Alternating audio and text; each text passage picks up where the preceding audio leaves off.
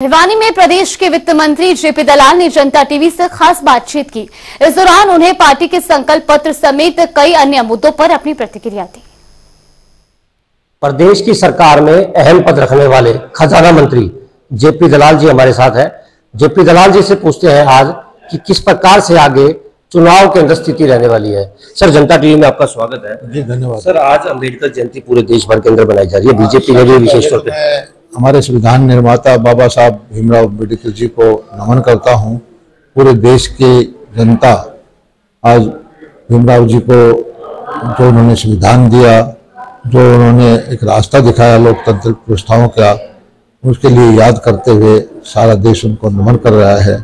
और मैं समझता हूं कि हमारे जैसे एक आम साधारण घर से निकले हुए लोगों को जो जिम्मेदारी मिली है, उसमें भी संविधान की ताकत है जो बाबा भीमराव जी ने दिया है। सर, बीजेपी जेजेपी का गठबंधन जो कि बार बार कहा जाता था कि मजबूत गठबंधन है, 4.5 साल तक चला भी सही, लेकिन अब एकदम सर टूट भी गया।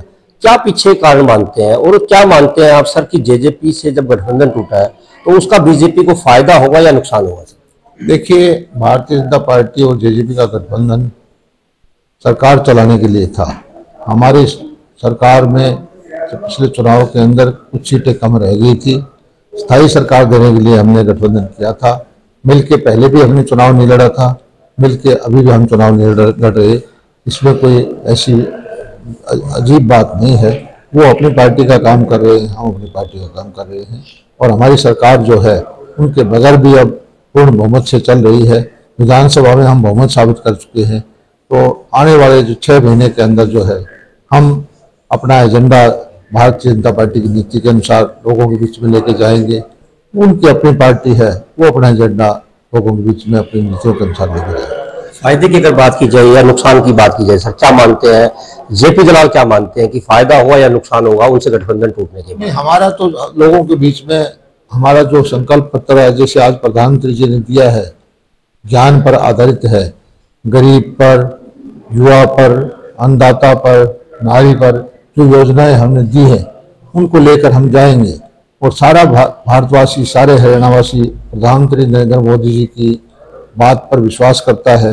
पहले भी हमने जिस तरह से धारा 370 को समाप्त किया, राम मंदिर का निर्माण किया, सैनिकों के लिए 1 रैंक 1 पेंशन लेके आए, किसानों के लिए काम किया, इसी तरह से आगे जो है सभी को भरोसा है। जिस तेज गति से आज हमारी अर्थव्यवस्था चल रही है, भारत को एक विकसित राष्ट्र बनाना है, भारत को महाशक्ति बनाना है, उस दिशा में काम कर रहे हैं। मुझे पूरा भरोसा है कि भारत की जनता तीसरी बार नरेंद्र मोदी जी को प्रधानमंत्री देखना चाहती है, प्रचंड बहुमत से उनको आशीर्वाद देगी। इसी तरह से हरियाणा की जनता जो पिछली बार हमारी कुछ सीटें कम रह गई थी, उनकी भरपाई करके स्पष्ट बहुमत की सरकार हमें देना चाहती है। हरियाणा की अगर बात की जाए, सर लोकसभा चुनाव सिर के ऊपर आ चुका है। अगर भिवानी की बात की जाए तो भिवानी में इंदरगढ़ से चौधरी धर्मवीर सिंह जी चुनाव लड़ रहे हैं। क्या स्थिति आप मानते हैं? अगर हरियाणा की बात की जाए, जिस प्रकार से विरोध जो है, जिस प्रकार से सोशल मीडिया पे चल रहा है कि बीजेपी के नेता जहां भी जिस भी गाँव में जाते हैं, कुछ उनका विरोध जो है वो क्या होता है, एक वीडियो जो है वो भी वायरल कुछ दिन पहले भी हो रही थी। क्या मानते हैं सर? आजकल आर्टिफिशियल इंटेलिजेंस का जमाना है।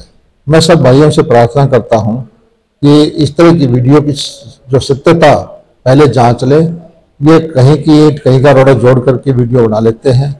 और वैसे भी मेरी एक सबसे प्रार्थना है कि किसी भी पार्टी का कोई भी नेता हो, चुनाव के वक्त में उसको अपनी बात कहने का अधिकार है, उसको अपनी नीतियां बताने का अधिकार है। तो उसका जो है बात सुननी चाहिए। किसी को विरोध करना है तो वोट के द्वारा करें, और इस तरह की वीडियो से कोई लाभ नहीं होने वाला। राहुल गांधी जी लगातार मोदी जी का विरोध कर रहे हैं। हरियाणा के अंदर भूपेंद्र सिंह हुड्डा जो है बीजेपी का विरोध कर रहे हैं। क्या मानते हैं सर, वो अपनी नीतियां लेकर के जो है आ रहे हैं? उनका कहना है कि जो बीजेपी ने झूठ की राजनीति की है, इस प्रकार की जो आरोप है वो लगा रहे हैं। देखिए, भारतीय जनता पार्टी का किसी से व्यक्तिगत विरोध नहीं है। भारतीय जनता पार्टी अपनी नीतियों पर काम कर रही है। भारतीय जनता पार्टी एक राष्ट्रवादी पार्टी है। भारतीय जनता पार्टी कार्यकर्ता आधारित पार्टी है। भारतीय जनता पार्टी देश को एक विकसित राष्ट्र बनाने की तरफ आगे बढ़ाना चाहती है। और भारतीय जनता पार्टी के वक्त में देश ने अभूतपूर्व प्रगति की है। और इस गति की रफ्तार को भारत के प्रत्येक नागरिक जो है बरकरार रखना चाहता है। तभी तो देश के कोने कोने से ये आवाज़ आ रही है कि तीसरी बार फिर मोदी सरकार, और इस बार फिर 400 पार। ये आवाज़ जनता की तरफ से आ रही है, ये आवाज़ आम वोटर की तरफ से आ रही है।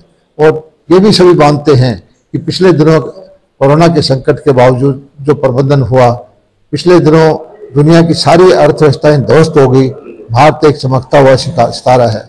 आज सबसे तेज गति से बढ़ने वाली अर्थव्यवस्था भारत की है। सबसे ज़्यादा इन दिनों के अंदर हॉस्पिटल बने हैं, सबसे ज़्यादा IIM बने हैं, सबसे ज़्यादा इनका रोड का नेटवर्क बढ़ा है, सबसे ज़्यादा इलेक्ट्रीफाइड रेल का काम हो रहा है, सबसे ज़्यादा पोर्ट पे काम हो रहा है, सबसे ज़्यादा मेडिकल कॉलेज बन रहे हैं। तो ये सारे देशवासी इस चीज़ को समझते हैं और मोदी जी को एक बार फिर प्रधानमंत्री देखना चाहते हैं।